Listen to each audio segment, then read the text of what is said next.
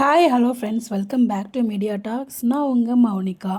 இன்றைக்கி எபிசோடில் விஜய் பார்க்குறதுக்கு ரொம்பவே பாவமாக இருந்துச்சு. அவர் அவங்க தாத்தா பாட்டி சித்திக்கிட்டலாம் பார்த்திங்கன்னா பொறுமையாக தான் பேசுகிறாரு, எவ்வளவோ சொல்கிறாரு. பட் பார்த்திங்கன்னா விஜய் புரிஞ்சுக்கிறாரு. இந்த வீட்டில் காவேரி ஹாப்பியாக இருக்க முடியாது.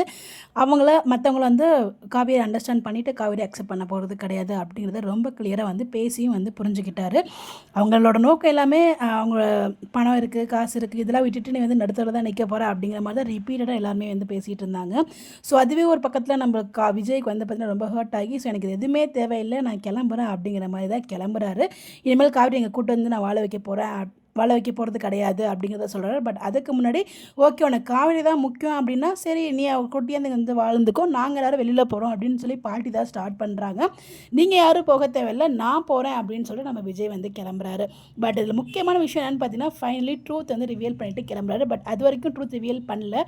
அங்கேருந்து கிளம்ப போகிறதா டிசைட் பண்ணதுக்கு அப்புறமா நம்ம விஜய் பார்த்தீங்கன்னா தாத்தா பாட்டிங்க இருக்க எல்லாருக்குமே காவேரி ப்ரெக்னெண்ட்டாக இருக்காங்க அப்படிங்கிற விஷயத்த சொல்கிறாங்க. அதை கேட்டதுமே பாட்டி கூட ஹாப்பியாக ஃபீல் பண்ணாங்க. பட் சித்தி முடிஞ்ச ஒரு ஹாப்பினஸ் எனக்கு தெரிஞ்ச மாதிரி எனக்கு ஃபீல் ஆகலைங்க. அதை பற்றி நம்ம தனியாக பேசலாம். பட் பாட்டியுமே ஒரு பக்கம் ப்ரெக்னெண்ட்டாக இருக்குன்னு சொல்லும்போது அவங்க ஹாப்பியாக இருந்தாங்க. பட் தாத்தா ரொம்ப சந்தோஷப்பட்டார். பட் அவரால் எதுவும் பண்ண முடியல. விஜய் அந்த லெவலுக்கு காயப்பட்டிருக்காரு. ஸோ அதோட எக்ஸ்ப்ரெஷன், அவரோட ஃபேஸ்லேயே ரொம்ப கிளியராக அது புரிகிற மாதிரி நமக்கு ஆக்ட் பண்ணி காமிச்சிருக்காரு நடிப்பில்.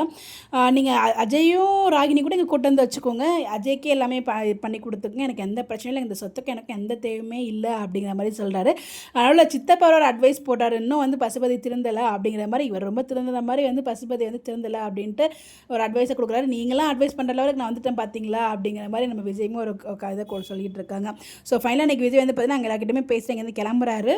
ஒரு வீடியோவில் சொல்லணும்னு நினச்சிட்டு இருந்தேன். நீங்கள் எல்லாமே விட்டுவாங்க விஜய், காரை மட்டும் விட்டுறாதீங்க, காரோட வாங்க அப்படிங்கிற மாதிரி நானுமே ஒரு வீடியோவில் பேசணும்னு நினச்சிட்டு இருந்தேன். பட் அதோடய எபிசோடில் காரே கையில் கொடுத்துட்டாரு. சாவி இருந்தாங்க, அந்த கார் எனக்கு தேவை கிடையாது, எனக்கு எதுவுமே தேவையில்லை.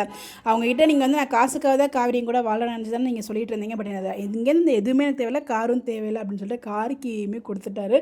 அதுதாங்க எனக்கு ரொம்ப ஹர்ட் ஆச்சு. எனக்கு பர்சனலாக ஐயோ என்னோட கார்க்கையும் கொடுத்தாரு அப்படின்னு சொல்லிட்டு. பட் எனிவேஸ் இதெல்லாம் தாண்டி அவங்க எவ்வளோ கன்சல்ட் பண்ணுறாங்க கடைசியாக உண்மையாக தெரிஞ்சதுக்கப்புறம். பட் அவர் கிளம்பிட்டார் இங்கேருந்து. ப்ரொமோவில் பார்த்தோலே அந்த ப்ரிவ்யூ தான் நாளைக்கு ப்ரிவ்யூவில் காமிச்சிருக்காங்க. ஸோ எல்லாத்தையும் விட்டுட்டு நான் வந்துட்டேன், இதுக்கப்புறம் அவங்க அம்மா என்ன ஏற்றுப்பாங்களா, வெறும் விஜயாக தான் வந்திருக்கேன், எந்த காசு நினச்சி அவங்க யோசிச்சாங்களோ அது எல்லாத்தையுமே நான் விட்டுட்டு வெறும் விஜயாக வந்திருக்கேன், உங்கள் அம்மா ஏற்றுப்பாங்களா அப்படிங்கிற மாதிரி ஒரு கேள்வி கேட்குறாரு. கண்டிப்பாக சாதாரணமாக ஏற்றுப்பாங்க, இல்லை எந்த டவுட்டுமே இல்லை. அப்கமிங் அப்படி தான் ட்ராக் மூவ் ஆகும். நீங்கள் எபிசோட் பார்த்தீங்களா, உங்களுடைய கருத்துக்கள் என்ன, உங்களோட ப்ரிடிக்ஷன் சொல்லி மறக்காமல் கமெண்ட்டில் ஷேர் பண்ணுங்கள். இந்த மாதிரி அப்படி தெரிஞ்சுக்க நம்மளோட சேனலை ஃபாலோ பண்ணிக்கோங்க. Bye by.